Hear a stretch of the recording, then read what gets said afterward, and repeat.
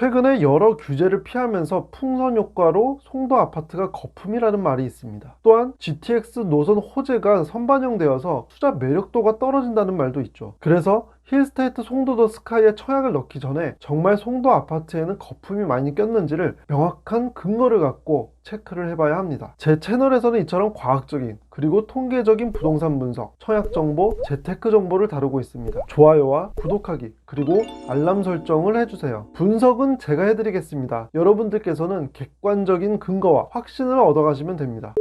반갑습니다. 광화문 금융러 제이스입니다. 요즘 힐스테이트 송도 더 스카이의 분양을 앞두고 말이 많은 것 같습니다. 웬만한 지역은 조정지역으로 묶여서 청약에도 여러가지 제한이 따르는데 힐스테이트 송도 더 스카이는 청약 조건만 보면 안 넣으면 이상할 정도로 정말 조건이 파격적입니다. 간단하게 살펴보면 전용 면적 85제곱미터 이하면 가점제 40%, 추첨제 60%로 진행되고 전용 면적 85제곱미터를 초과하면 100% 추첨제로 진행됩니다. 지역 거주 조건 없이 만 19세 이상이고 청약통장 가입기간이 1년 이상이면 누구든지 1순위가 될 수 있습니다. 또한 인천광역시는 비조정 지역으로 6개월 이후에는 분양권 전매가 가능합니다. 그런데 분양가가 평당 2천만원 초반선으로 인근 시세 대비 그렇게 저렴하지는 않을 것으로 예상되고 있는데요. 당장에 엄청난 프리미엄을 노릴 수 있는 수준은 아닌 거죠. 그래서 현재 송도의 집값과 미래의 가치를 정확하게 진단하는 것이 필요합니다. 그러니까 거품이다, 아니다 이런 말이 많은 것 같습니다. 지금 보시는 기사처럼 말이죠.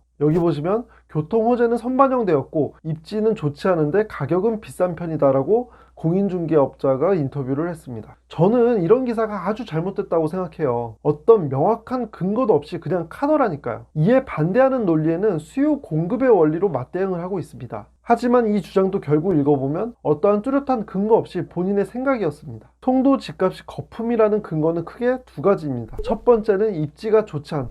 두 번째는 교통 호재가 선반영되어 있다. 입지를 판단하는 요소는 크게 교통하고 학군으로 나눠볼 수 있는데 여러분들께서도 송도의 학군이 좋다는 것은 다 알고 계실 테니까 굳이 학군에 대해서는 이 영상에서 언급하지는 않겠습니다. 다만 송도는 대중교통으로 서울에 접근하는 것이 분명 약점이긴 해요. 그래서 GTX B 노선이 중요하기도 한 거고요. 그렇기 때문에 GTX B 노선과 같은 교통 호재가 송도에 선반영되어 있다는 것을 확인하는 것은 투자에 있어서 굉장히 중요한 사안입니다. 여기에 가격 결정의 가장 기본적인 요소인 수요와 공급을 함께 살펴봐야 하는 건 당연한 거고요. 그래서 오늘 영상에서는 송도 아파트 거주 수요의 양과 질의 변화, 공급량의 변화 추이, 마지막으로 송도 아파트에는 정말 거품이 꼈는지, GTX B 노선 호재 같은 것들이 정말 이미 선반영되어 있는 게 맞는지를 확인하는 시간을 갖도록 하겠습니다. 우선 보실 자료는 인천광역시 연수구의 세대수의 변화 추이입니다. 불과 10년 전까지만 해도 인구수가 줄어들기 때문에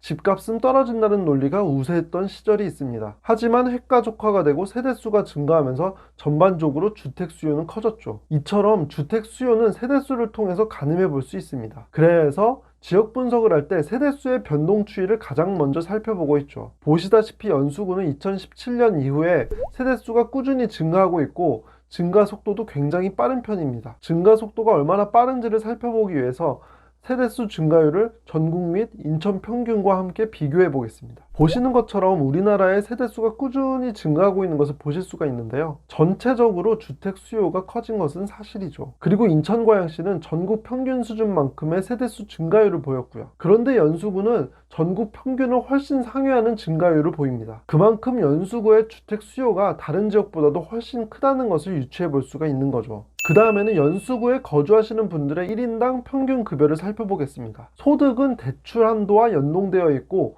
소득이 높을수록 부동산의 등락에 영향을 덜 받을 것입니다. 따라서 거주하시는 분들의 소득은 그 지역의 주택 수요의 질을 가늠해 볼 수 있는 지표입니다. 연수구 거주자분들의 평균 소득은 4,330만 원으로 나타났습니다. 하지만 이 수치가 직관적으로 와닿지 않죠. 그래서 전국 및 서울 자치구별로 비교를 해봤는데요. 일단 전국 평균이 3,669만 원이니 전국 평균을 훨씬 상회했습니다. 또한 서울 자치구와 비교를 해보면 4,330만 원은 서울의 영등포구와 서울의 양천구의 중간 수준인데요. 이 두 지역은 각각 여의도와 목동이라는 서울에서도 고급 주거지역으로 꼽히는 곳이 있는 지역입니다. 그렇기 때문에 연수구에 거주하시는 분들의 평균 급여는 꽤 높은 편이라고 볼 수 있는데요. 여기에서 더 나아가서 지난 3년 동안의 연수구 거주 주민들의 평균 소득의 변화 추이를 살펴봤습니다. 소득 증가율이 2017년에는 전국 평균보다는 높고 서울과는 비슷한 수준이었는데 2018년에는 서울보다도 높은 수준을 보입니다. 앞에서 연수구의 세대수가 증가하는 것을 볼 수 있었는데 이를 감안하면 소득이 높은 거주민들이 점점 유입되고 있다는 것을 유추해 볼 수 있습니다. 하지만 이 내용만으로 송도 아파트에 거품이 낀 건지 투자할 만한 유망한 지역인지는 알 수가 없습니다. 아무리 수요의 양과 질이 좋아졌다고 하더라도 실거주보다는 투기 수요가 많이 증가한 것이라면 아파트에 거품이 낄 수 있기 때문이죠. 그리고 다른 지역보다도 이상하리만큼 아파트 가격의 상승폭이 컸다면 이것도 거품이 꼈다는 것을 의심해 볼 수 있을 것입니다. 지금 보시는 표는 1제곱미터당 아파트 중위매매 가격인데요. 중위매매 가격은 모든 아파트의 순위를 매겨서 가운데 순위에 있는 아파트 가격을 나타냅니다. 따라서 이 가격에는 지나치게 비싼 아파트와 지나치게 저렴한 아파트가 영향을 줄 수 없기 때문에 저는 이 가격을 보는 것이 타당하다고 생각하는데요. 연수구 아파트의 중위 매매 가격은 전국 평균 수준에도 미치지 못합니다. 물론 이 표에서 확인할 수 있듯이 연수구 아파트의 가격은 2019년 12월 이후로 급등하긴 했어요. 그리고 이걸 두고 1216 부동산 대책의 풍선 효과라고 말하고 있죠. 하지만 기간을 좀 넓혀서 2017년 1월 이후의 가격 상승률을 보면은 전국 평균에도 미치지 못합니다. 전국 평균 상승률은 26%였고 연수구는 21.1%였습니다. 아시다시피 서울의 중위 매매 가격은 58.8%나 상승하면서 날아가 버렸죠. 이런 관점에서 보면 지역별 키 맞추기라고 볼 수도 있지 않을까요? 뭐 나쁘게 말하면 풍선 효과라고 볼 수도 있고요. 그리고 지금 송도 아파트 가격에는 GTX B 노선의 호재가 이미 선반영되었다고 말씀하시는 분들도 있는데요. GTX B 노선의 예비 타당성은 작년 8월 21일에 통과되었습니다. 그래서 이 내용이 송도 아파트 가격에 영향을 미쳤다면 2019년 8월 이후의 가격 상승률이 적어도 전국 평균보다는 훨씬 높아야겠죠. 하지만 그렇지 않았습니다. 오히려 거의 변화가 없었어요. 1216 부동산 대책이 나온 이후인 올 초에 집값이 뛰는 것을 확인할 수가 있었는데요. 이를 보면 교통호재의 선반영이라는 주장보다는 키 맞추기 또는 풍선 효과의 결과라고 보는 것이 타당해 보입니다. 다음은 연수구 아파트의 가격이 전국, 수도권, 서울 대비 어땠는지를 비율로 살펴보겠습니다. 2017년 이후에 연수구 아파트 가격이 전국 평균 아파트 가격 대비 가장 비쌌던 시기에는 96.7%였고요. 수도권 대비로는 73.2%, 서울 대비로는 50.5% 수준이었습니다. 그런데 지금은 각각 92.9%, 64.4%, 38.5%로 다른 지역보다 유독 올랐다고 보기에는 어렵습니다. 오히려 지금 전국적으로 부동산에 거품이 많다. 그래서 함께 떨어질 것이다 라고 주장하는 것이 타당해 보입니다. 전세가율을 보시겠습니다. 전세가는 실거주 가치이고 매매가는 실거주 가치에 투자를 더한 것으로 볼 수 있습니다. 그렇기 때문에 전세가율이 낮을수록 투자 수요가 많이 개입되었다고 보는 거죠. 보시다시피 2017년 이후에 부동산 매매 가격이 계속 오르다 보니까 전세가율은 점차 떨어지고 있는 추세입니다. 그런데 이 중에서도 송도동의 전세가율은 전국 평균 수준을 지키고 있어요.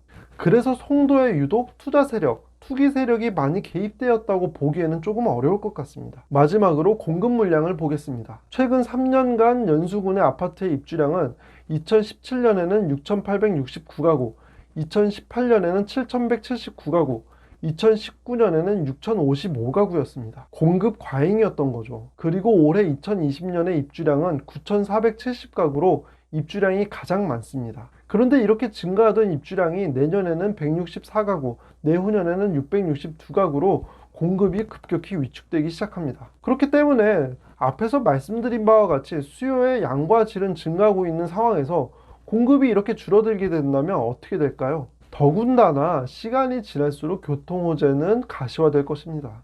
여기서 더 설명이 필요하신가요? 제 생각에는 더 설명이 필요해 보이지 않습니다. 행운은 갑자기 찾아온다는 말이 있습니다. 하지만 저는 준비 없이 오는 행운은 없다는 말을 더 믿고 있습니다. 제 채널을 통해서 얻게 되시는 정보들이 구독자분들에게 행운을 가져다 드릴 수 있으면 좋겠습니다. 이를 위해서 저도 최선을 다해서 열심히 좋은 정보 준비하겠습니다. 제 채널에서는 과학적인 그리고 통계적인 부동산 분석, 청약 정보, 재테크 정보를 다루고 있습니다. 분석은 제가 해드릴게요. 좋아요와 구독하기, 알람 설정을 해주세요. 끝까지 영상을 시청해주셔서 감사합니다.